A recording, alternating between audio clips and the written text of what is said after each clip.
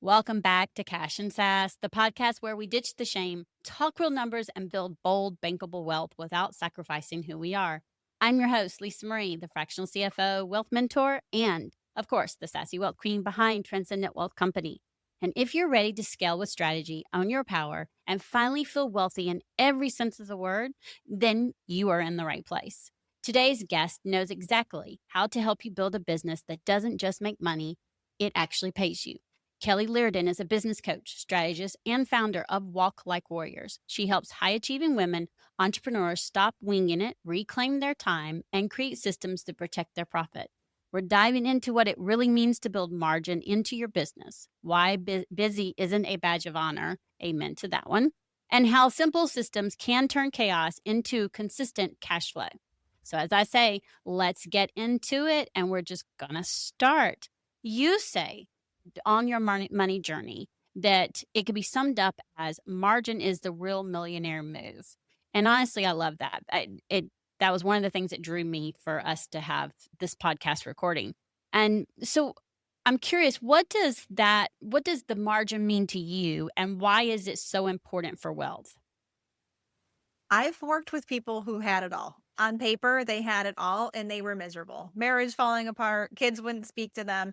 And running in those circles and being around people like that taught me pretty early on that so much of the business advice comes from men. I think that men approach business very differently than women, and that women are after time freedom and money freedom, not just money freedom. I say it's not like a men versus women thing. It's just, I think the way that we're hardwired is that men don't mind giving up time freedom to have money freedom. And so that's where you see a lot of like the cold plunge marketing bros. I wake up at 4 a.m. and they've got the 4 hour like morning routine. Women aren't wired that way. We're more nurturers and we really care about having a life in balance. And so when I left my dream job and I started building my own, I first started building my own business. I was a fractional director of operations. So just like your fractional CFO, I was a fractional director of ops. I loved it. I was working mostly with men. And I started Walk Like Warriors because I didn't really have a place I was showing up online. My business was, I'm sure you know, us fractional folks, we don't need 5,000 clients. We just need a few to keep the lights on and have the business be growing. And then I just started growing through word of mouth. So it really wasn't necessary for me to have a social media presence, but I really wanted one. I thought I'm helping all of these people build their businesses. I'm not really showing up anywhere online. So I just started this page. And what was really interesting to me is I started to sort of stretch my wings and not be so corporate-y, not all grays and blues with the Mhm. colors. And I decided I'm just going to show up as me. And it was a faith-based page at first, but the women that I was drawing tended to be ADHD, midlife female entrepreneurs, and they didn't mind the faith content, but they glommed onto the systems for people with squirrel brain, perimenopause brain, mom brain. And they were just like, how are you building your business when your brain works so differently than the people that are online? And so I Mhm. started kind of leaning more into that. One thing led to another. Someone landed in my DMs. Will you do one-on-one coaching with me? And I was like, I don't really know if I coach solopreneurs. Like director of ops. They're small businesses, but they're larger small businesses, right? These Right, are not right, people like trying to right. scramble and get $1,000 a month. And so I said no. And then someone else reached out and I said no. And then my business coach said, Kelly, why are you saying no to people? Why don't you just try it? Why don't you just see? And so one thing led to another. Within 2 months, my coaching calendar was full. I had a waiting list. And so I decided to close the director of operations business and just do full on business coaching for female entrepreneurs. And it was very interesting getting back to your question because the first 90 days, I was really trying to find my footing. I knew that the systems to scale that I teach work, especially for people who are wearing all the hats: CFO, CMO, CRO, COO, janitor, marketing director, right? Like literally all the roles. But so much of the way I spoke was, I realized, was so geared toward men. And these women were starting to say things to me like, but I don't want to work like that. I only want to work maybe 5 hours a day. And I was Lisa Marie. I was like, what? I'm sorry, what? I've never met somebody that will say that out loud. But these women that I was drawing to me, they were so passionate about, yes, I want to build to six figures, multi six figures, but not work 80 hours a week. And so if one comes at the cost of the other, I'm choosing margin all day long. And so I realize it's just so amazing to work with women wired the same way as me. I want to be done by 3, but I want to have a super successful business. Could I scale to 7 figures, multi 7 figures? I'm sure that I could. I have the know-how. At this season of my life with my kids, I actually am willing to say, I don't want that right now. What I want is margin. What I want is for my kid to text me at 3 in the afternoon, "Hey, can we have dinner together?" And I just say, "Yep." And I just get up and go. And so I really believe we can have both, but not both at scale. Like, we can't run a multi 7-figure business and be done by 3. I've been in the business world for 20 plus years. I've never seen that done. I know that that's like the carrot we dangle in front of women. And then I see them beat the crap out of themselves because they're like, I don't know what's wrong with me. I'm working nights, I'm working weekends just to stay caught up. And so, what I try to teach is, if in one hand you're holding out your arm and you're kind of stretching, pulling toward time freedom, the other one is money freedom. I want my girls right in the balance of that, feeling like I've got all this income coming in. It feels good. I feel confident and focused. But you know what? I can just say, I'm taking a 4-day weekend. I don't care. To heck with everything else.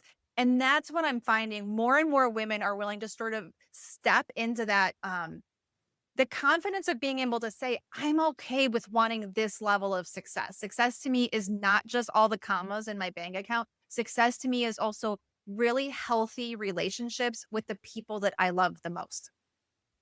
Yeah, well, I mean, that goes back to how I talk about the wealth codes because I created the wealth codes because I believe wealth is different than being rich. I think they're two different things. Mm. And you said that you say success, but honestly, it actually correlates into what I say being wealthy because being wealthy for you and being wealthy for me are going to may have some similarities and they're going to be they may be somewhat different, right? To me, I equate time as being wealthy as well as freedom. And, more and more, some people keep thinking about, like you said, the commas in the bank. Yes, the commas in the bank are important, okay? Because the more commas that are in the bank, the more impact I can make, the more changes I can do, and be a part of in the world. And freedom and time is just as important. I had kids late in life. I'm 52. I have 2 girls. One's 14, one's 22, one's autistic. So there's these all these things and I want to be done by 3 because I want to go sit in car rider line and go pick up my child. And what I equate freedom to or wealth to is being able to say, "Hey, I'm gonna take this day off or take these 2 days off, and I'm choosing to work the weekend because I'm choosing to." That equates it. And for some people might wanna work 5 hours a day. There are times where I do. I mean, I have my wealthy me being wealthy and being able to scale to high 6 figures and do the things is me working, with client calls specific days of the week, none the other days of the week. Fridays are podcast recording days. It's having a balance, and I say balance very loosely because I have decided there's no such thing, okay? Because you're gonna be focusing your time and your energy on something. You've got to understand life is gonna happen. One may pull you in more of a direction, and us as women, we think we're supposed to be able to still equally give out. And I've still practiced and still learn that at times something may pull me more so in another direction, and that's okay. That doesn't mean I don't still care about my business, love my business, want to be in my business or my kids. It's just, okay, there's something that's happened and I need to focus my attention. And I love how you saying that, success is kind of being in that middle, like you said, the little middle ground is kind of a balance, right? But knowing when you're in the middle and sometimes you shift this way or sometimes you shift that, it's an even kill, I kind of say.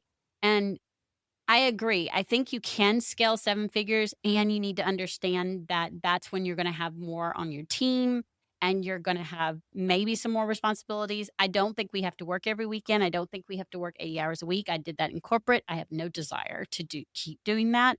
I'll gladly give it all up just to avoid ever having to do that again. And I love the way so many more women are like me and like you, where we're saying, okay, we want to be successful. We want to make the money. We want to make an impact. And we don't want to do it at the deficit of our health, or the deficit of our time, the deficit of spending with our kids, the deficit of being able to travel, all those things. And that's where those wealth codes come in, spiritual, emotional, mental, physical, and financial. I created those because if we're not, to me, if we're wealthy in all five areas, which is aligned to our goals, then we're successful and we're wealthy, right? And so it equates where it's not just all the money. And I think that's really important for us to distinguish. You said that, I guess my question for you on this is, how can entrepreneurs who are starting, or how can they start creating more margin without losing momentum? It's a good question. And most entrepreneurs are busy all day. They are flying around, ping ponging around their to do list, opening up email. Oh my goodness, I forgot to send my newsletter, posting to social media. It's just a million miles an hour all day long. And then when their head hits the pillow at night, they cannot remember what they were so busy doing. They feel like their hair was on fire all day and that it's like they're losing ground, which is one of the things that leads us to often have to work extra days and hours just to try to catch up. And it becomes this vicious cycle. And so, the main thing that I try to help women do is to structure their days in a way where they're following a weekly rhythm. And so instead of batching tasks, theming their days and batching their days. And so the method that I teach is in relation to that. When we are busy all day, but at the end of the day, we're talking to somebody, they're like, "Oh, what were you so busy doing?" And you just are like, "I don't know. I just know that I was busy. I never stopped moving." It's a sign that we're spending time working on the wrong thing. So I teach theming our days, having an ordered list of what we do on Mondays, an ordered list of what we do on Tuesdays, and trying to be really strategic so that the business is holistically healthy. When I'm working with entrepreneurs, what I see is they'll have a part of their business that's super strong, like marketing. But then other parts of the business are very weak and spindly and barely surviving. And that can be things like legally protecting their business or structuring their business in a way that makes sense for future growth. And so when entrepreneurs just feel like they are really struggling and they can't seem to get their feet under them and they have no margin, it really starts with figuring out, just understanding that we is, and I'm sure you have male listeners too, but I'm talking especially to the women right now.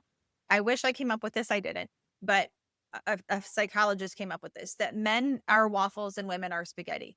Men's brains are like waffles, meaning the little squares. When they're doing something, they're doing that one thing and that's what they're doing. Women's brains are like spaghetti noodles that have been cooked where they're all tangled up together. So, case in point, if you're watching the Sunday football game with your husband or with whoever you live with, he's watching the game. And while you're watching the game, the dog is crying to go out. You suddenly realize you forgot to send that slip back in for school. You forgot to respond to the bridal shower invite. Oh my word, I forgot to post that post on social media and I know it's a good one.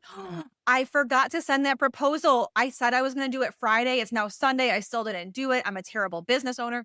So our brains are like spaghetti. Everything is all tangled up all the time. So we might be watching football and then we're yelling at him like, "Can't you hear that the baby's crying?" And they're like, "No." They actually can't, because when they are in their little waffle sector, they're just in that waffle sector. So in some ways that makes them better business owners, because when they're going to, for example, write an email that's going to go out to their email list, they're actually able to focus and they're writing that email. When we're trying to write that email, we're texting our sister, we're trying to do the grocery order, like we're doing so many things all at one time. Even if we're not physically doing it, we're thinking about doing it. Now, women make better business owners because everything for us is integrated. So we typically have a lot easier time seeing how all of the things interconnect. We tend to be more relational. Right now in the 2020s, probably well into the 2030s, I believe that success on social media is going to go to relationships. And so I think women have the upper hand Mhm. there. But we have to understand that our brains are not like men's brains, which is why the time management systems that are in Barnes and Noble, on Amazon, even the ones with the female's name, it's They don't based on work. systems developed by men. So time diaries, keeping a log of your time, 15-minute increments, that gives me a panic attack. Like, I can't I do the can't do 15-minute 15 minute I can't do 15-minute increments. I've Most tried. women can't. You look, you're 3 minutes behind, your heart starts pounding faster, and you go through the whole day, like, in this heightened state of anxiousness, and it's like, "This is supposed to be helping me, this is not helping me." So, the main thing with margin is ensuring that we're following a flow, we're following a rhythm, a routine to our day and our week, so when we sit down to work, we know exactly what to do.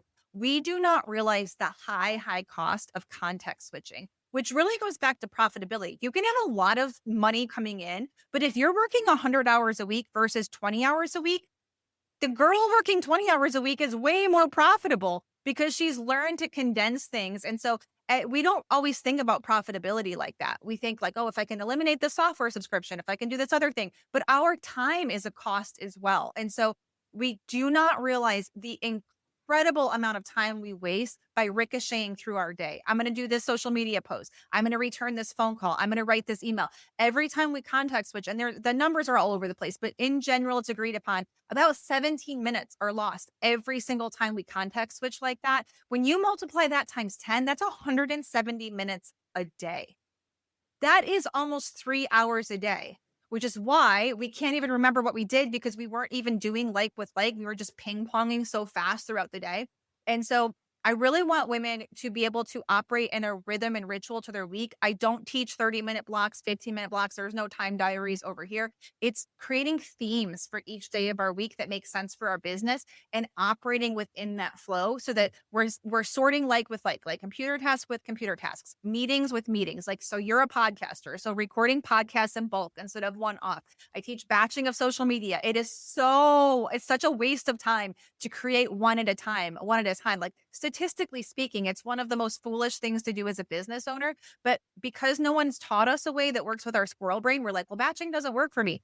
Well, research has shown that when you batch your social media content, one, and most importantly, you create better content. That should be reason alone to do it, is like the content that comes out of you is going to be better. But two, you usually save somewhere between 50 and 200% of the time that you would have invested when you batch. Like, you can really compress and condense things when you operate like that. So it's all of these things working together to create more margin for people who feel very overwhelmed. So I think I've actually already started doing that because you're talking about the themes is Mhm. because when I first started doing my podcast, I would record basically every Thursday and Friday, sometimes Wednesdays, and I might have one on Wednesday and then I'd have like an hour in between on the Fridays and I was like, okay, this has got to stop. I can't, like, my brain was just so now what I do is, and I started it and then I got off of it and now I'm going back because I'm like, okay, I went right back to the scattered of having 2 here and 1 here and 3 here, and I was like, "Oh, dear God." Because it's like when I have it on just a Friday and I do 1 or 2 Fridays, and the goal is to stay on just 1 Friday a month, and I have them back I have 3 to 4, it's okay, I've done 3 to 4, I'm great, back to back, e awesome, I'm good to go, and I'm in that mode. It's podcast recording day. Mhm. Whereas if you have a client call and then a guest you're a guest on a podcast or you're doing a pod and I've done that, my brain has to go from client mode to guest to my own podcast, and that's what you're talking about is because and I don't have ADHD, and my brain just does not do well with that. So I understand what you're talking about with a theme. Mhm. And I'm like, "Oh, I've actually okay, I've been trying to that's what I'm practicing doing because every time and I say I'm going to do it and then I fall off because something happened and I reschedule people and I'm like, "Okay, I need to fit them in because I don't want to push them out 4 months." And then it ends up all over and now my brain and I'm like, "Okay, no, going back 1 to 2 Fridays, and that is it. Those are podcast recording days. Nothing else happens except that on those days." And I can see and I think that's the reason why I also do client calls just Monday and Tuesdays because then I have set days for other things because when I was trying to work it in between, it gets to be too much. Mhm. And, and then when I have a cutoff, right? I cut off at 3 at least 2 to 3 days a week. Me and my girl's godmother, we rotate, but at least 2 to 3 days a week, I leave to go and pick up my daughter from high school. So it's I'm sitting here and I'm listening and I'm going, wow. okay, where were you like 9 years ago? Or 5 years ago, and it's a cool thing to be able to recognize, okay, there are things that we can do to change and have more of that margin, and I love the idea. I would have never said, "Yes, we need to actually build us, social media content," and batch, but, like, I've started doing TikTok, and people are like, "Oh, batch your videos," and I was like, okay, that actually makes sense to me because, there are some people go, "Oh, I just hit record whenever, and then I'll just have a bunch of it." I'm like, "Okay, listen, if you wait for me to say I have time to record a video, then that is never happening." It's just not. But scheduling a day, right? Once a week or however once a month, whatever that allotment of time is gonna be, and batch record different things, that makes so much more sense to me and is more it seems more doable. And how do you get women to be able to, especially women, but entrepreneurs, to be able to see, I guess, the idea of how this will actually, one, it gives them more time, and in giving you more time, you actually make more money. That's a great question. And I'm so proud of the fact that the graduates of this program, so we do boarding data collection. And on average, they are saving 8 hours to 17 minutes a week. On Wow. average. I've had people say that it was saving them 32 hours a week. It's pretty incredible. And so when a woman hears that in particular, she's thinking that's like I wouldn't have to work Fridays anymore. It's literally giving her an extra day of the week. And so some of them choose to take that time and reinvest it into the business to get more done. The majority of them use that time for more margin. But the interesting thing about that stat is that they report getting more done. So their time in their business is coming down on average 8 hours and 17 minutes a week, but they're getting more done. And that's what really incentivizes them to embrace this. And to your listeners, when I was a business coach and I decided, you know what, I'm going to have my coaching calls on Tuesdays and Thursdays, that was really scary because I needed that money. And I'm like, if five people say, you know what, I can't do it, I can't make it work, not one person said a word about it. And then when we would have somebody graduate from coaching and we would approach someone on the wait list, it was scary to say my VA did it, but it was scary for me to tell her to say, well, I have Tuesdays at 11:30 a.m. Eastern. And it didn't matter if somebody was West Coast or wherever. I never once, Lisa Marie, never once had someone say, I can't do it. I guess I can't hire you. When somebody wants to work with you or to be on your podcast, guess what? They make it work. I always compare it to there was this huge mass that was discovered in my abdomen in the fall of 2024. It was almost the size of a volleyball. And so there is a cancer specialist and oncologist in our area that deals with female cancers. And it was like, he has Monday, 3 weeks from now at 1:20 p.m. Do you think I would have said, oh, I'm sorry, that doesn't work for me? I guess when somebody wants it, they will move mountains to have that time with you. And so that's what I help my girls realize as well is that and men too, but it's like I think sometimes in entrepreneurship, because we're kind of scrappy at first, we just take whatever is given to us, we make it work. We're so creative and so inventive, but that can actually bleed over into when we start to have some success. We're still letting other people call the shots on our calendar. And I try to teach them you come at your day. Don't allow your day to come at you. You come at your day because when you do that, that's how you can really structure things for the most success. So I want my Thursdays now to be deep work days, inspired by Cal Newport's book. I want to be head down on a massive project that's going to move my business forward. Most business owners don't do that once a year, and I do that once a week. So most business owners are I like, was gonna "Oh, I say, need to redo that." I normally do that once a quarter Mhm. or twice a year, like every single because that's where I see it.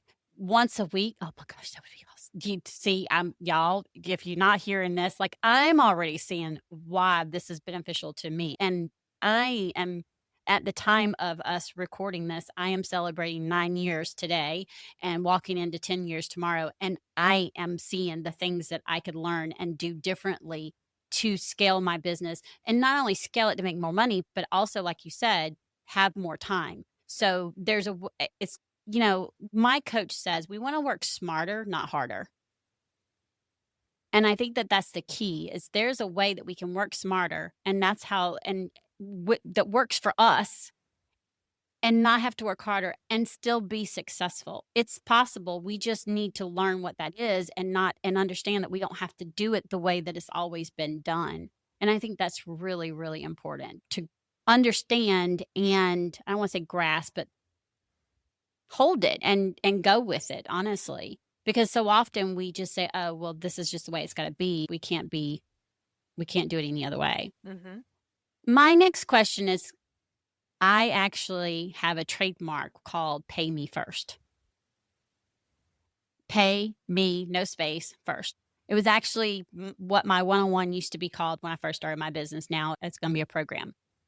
And one of the things that you teach is paying yourself first. So and I was like, oh, that's what I can't tell you how many entrepreneurs I can, and you'd believe me, where they come to me and they're not paying themselves. They're paying themselves by transferring money into an account to pay bills, but they don't have a system where they're truly paying themselves and actually looking at it to pay themselves first before they start. And I'm not saying don't invest in coaches and invest in teams. Listen, the best thing I ever did was get a VA. The VA was the first one. That was the best thing. I don't do my emails. My VA does. She's my social media manager now. She's my godsend. Okay, I am not saying not do that, because sometimes spending that money actually gives you time because you're not doing the things that, yes, you can do, but you don't enjoy doing, and it gives you focus where you can make money. However, how do you help them see that paying themselves first is something that should be fixed? Because so many women entrepreneurs, we don't do that. We don't That's not the first thing we think of. It's so true. And one of the things is that, it's not always binary. Like you need to pay yourself first or pay yourself last. There is some ground in the middle. There's like a gray area. So once in a while, there's somebody who, for example, I coached somebody who had a huge, huge sales job. I mean, she was making multi six figures in corporate. She came to me for coaching. She said, I want to be a health coach. I want to step out on my own. So I coached her and she's working 7 days a week. That's not something that I teach or encourage, except for a season when the end result is within reach and you have a deadline. Sure enough, she was able to leave first month doing that. She had a 5-figure month, her very first month out of the gate. So she felt even more comfortable. Same thing goes with once in a while. Like I had a month this year where my VA made more than I did because I was learning meta ads and I thought I'm taking the profit and I'm reinvesting, but that was for a season. So I don't want to ever make it sound like you have to do this or not do this. Once in a while, for strategic reasons, you might choose to make a different decision, but that should never be a long-term thing for your business. You come at it obviously as a financial expert and strategist, so you know that that's not the way to run a business. And I also come at it from that perspective, but also from a heart place. I've seen women quit their business. I've seen men quit their business because they're not paying themselves, and they think that I've they're seen not it. making And then money, and and they are because they're not paying themselves first. So I yeah, totally agree with you. yeah. I've seen so many people. I feel like a prophet walking this dirt road of abandoned businesses. And when I open up that business, all of them have millions of dollars inside that broken vase. And it crushes me. And so I'm also on a mission. That's part of why I'm a time management guru, is because, especially for creative entrepreneurs, because there's no time management system that works for us. So that's why I created my own. But burnout and overwhelm are a reason that people quit their businesses. Feeling like there's a lack of finances flowing through the business is why people abandon businesses. So I'm pretty passionate about it, but it starts with, so like I listened to one of your podcasts. It aired, I think, back in September, but it was talking about the book Profit First. So it's on my bookshelf behind me. And I feel like you've done a good job of that. Book can get pretty heavy. And I feel like you do a good job of like pulling out the juice for entrepreneurs, because that book is not necessarily for That like, book can be very, very overwhelming. I tell people, yes, read it, and please take some of it with a grain of salt. mhm. And I don't mean that anything bad against him. I have both versions, the new and the old version, and I have a couple of his other. I love the whole concept. And I think it becomes very overwhelming for so many. And it's because they think that it has to be just those accounts and it has to be all of them at the same time. And it has to be those percentages. And what I want to remind everyone is no, it doesn't. First and foremost, please don't go open all of them at one time. Right. Point blank, if you're not paying yourself or you're just starting out and you just got enough money to go in the taxes and operating and pay yourself, then you have no business having a profit account right now. And people can come at me all they want. Okay. I understand profit's important. And if you don't have it yet, don't open that account. You may have some profit, but right now you're putting it back into the business or you're using it to pay yourself, and that's where it needs to go first. Mhm. Then gradually we bring it. I use it. I use the profit first method with a sassy twist I love it. because I've added eventually not only do you have the profit account, but you have a wealth account. And then we also make sure that there's a yearly savings. And I could go on and on. But I do that because when we break it down into little, I don't know, snippets and buckets, okay, we can actually see where our money is going and we can see, hey, wait, we are doing this. We are successful. We can pay ourselves. And so I think it's really important for us to be able to do that. And a lot of times they'll come to me, I don't know if I can pay myself because they have all their money on one account Mhm. and they're so afraid they're not going to have enough for taxes and all of that. And then when we start separating it, they're like, oh, wait, I can't. Yes, yes, you can pay yourself. And we're going to figure out what that amount will be. Maybe it's not quite as high as you would like it to be. And we work to get it up there. And I think that that's really, I know, I think it's, y'all, I don't know about y'all, but I feel really powerful when I pay myself. Powerful and empowered and like I'm a badass. Okay. I mean, because we're having a successful business, right? I mean, and there's money in the tax savings account to pay the quarterly taxes. That's like even more empowering to me because that means that I'm doing the things I'm going to do. Last question, and it's because I'm interested in how you did this. You actually made a bold money move and you started paying your VA like a partner. One, I want to know why because I read it and I was like, wait, you did what? And nothing against the virtual. Like I said, I love my VA. Okay. I've already told her we're going to move her from hourly to a salary because she's the bomb. But what made you take that leap and how did it change your business? Because obviously it did something in a very good way. Mhm. So I'm so glad you're asking for this point of clarification. And people might have heard that my VA made more than I did one of the months of this year. And I run a really successful business, so that might have been shocking to people. I will say that I think like any industry, like any group of people, one out of 100 is that warrior. They are that killer instinct, that A player. You've got maybe 20% of people, they're good. They might even be great. You've got 20% that are average. You've got, 5 to 10%, they're lazy. They don't do. So I started as a virtual assistant. Before virtual assistants were a thing. This was like in 2003. I mean, nobody people were like, "You work from home? What is how are you allowed to work from home?" I mean, nobody knew what it was. I was doing it because the person that hired me, he was a solopreneur and he worked out of his home and he's like, "My office is in my bedroom and I feel like it's inappropriate to have you come and work in my bedroom with me." So I was like, "Yeah, I don't know that I feel comfortable doing that." So I worked from home back before it was a thing, and after being a virtual assistant, I was a project manager, an event manager. I got certified as a director of operations. But I can tell you, in working alongside business owners for 20 plus years, I will say to the end of my days, and I have worked alongside 9-figure earners.